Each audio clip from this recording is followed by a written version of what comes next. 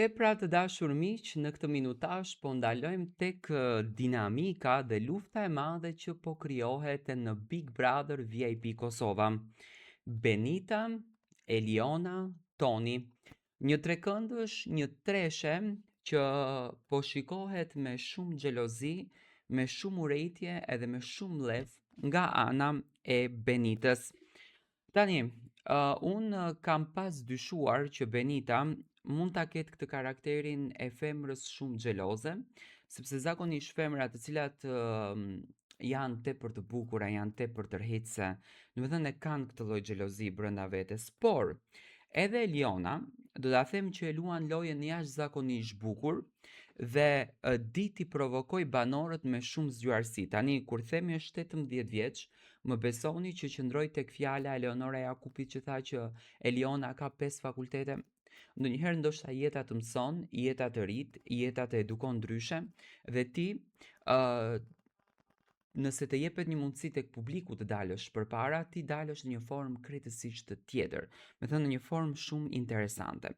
Dhe pikërisht Eliona Binjakaj, do me thënë po luan një lojë shumë interesante që siç duket ka përzgjedhur që tani atë bumerangun t'ja kthej Benitës, po si t'ja kthej?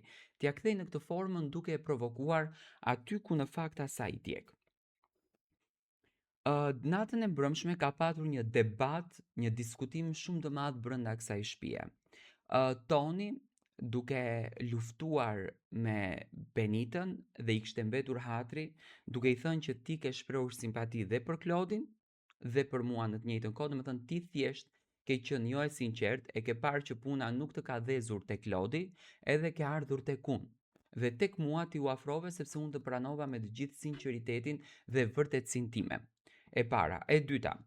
Në anën tjetër, Benita është shumë xheloze dhe Benita i thot Toni ti je mashtrues sepse ti preferon edhe Elionën, më preferon dhe mua dhe ti e bën Elionën që të jetë mesi jon. Domethënë debati ishte mbrëm shumë i lartë derisa Benita edhe Toni nisën në kërcënime, por realisht e shikoj që Benita për ta mbrojtur veten brenda shtëpisë së Big Brotherit, sepse ndoshta nuk është edhe përgatitur për debate të këtilla, e shikoj që nuk ka shumë argumente.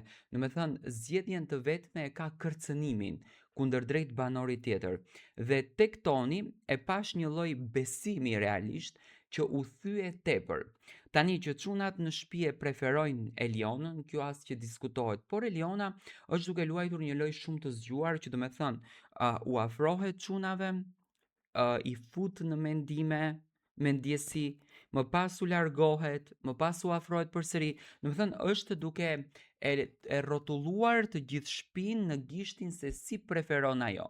Ndërsa Benita ka problem me vetë kontrollin e saj dhe në momentin që ka problem me vetë kontrollin, ajo acarohet, del nga vetja dhe përfundon në kërcënime dhe ofendime kundërdrejt banorëve të tjerë, ku këtu humbën edhe betejën e lojës së saj. Domethënë Eliona, siç duket e ka studiuar bukur këtë lojën dhe ka hyrë në këtë lojën për të bërë të gjithë këtë gjën e madhe. Teksa Benita dhe Toni po grindeshin që Eliona u ka hyrë në mes, Edi replikoi duke i thënë që nëse ti si Benita toleron që Eliona të hyjë në mes dhe ti nuk ke besim, atëherë ti ke përfunduar këtu gjithçka.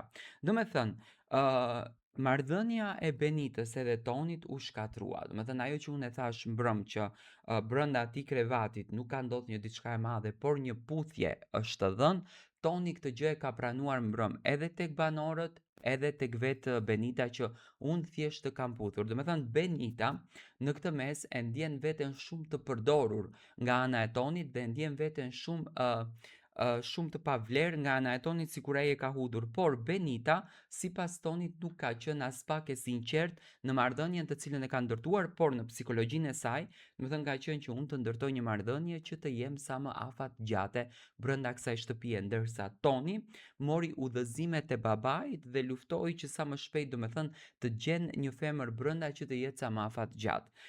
Si e shikoni këtë lojë? E shikoni Elionën se është duke luajtur në rolin e një fenomenit dhe thjesht po krijon debate dhe gjithë shtëpia e ka vëmendjen tek Eliona? Dua të marr mendimin tuaj.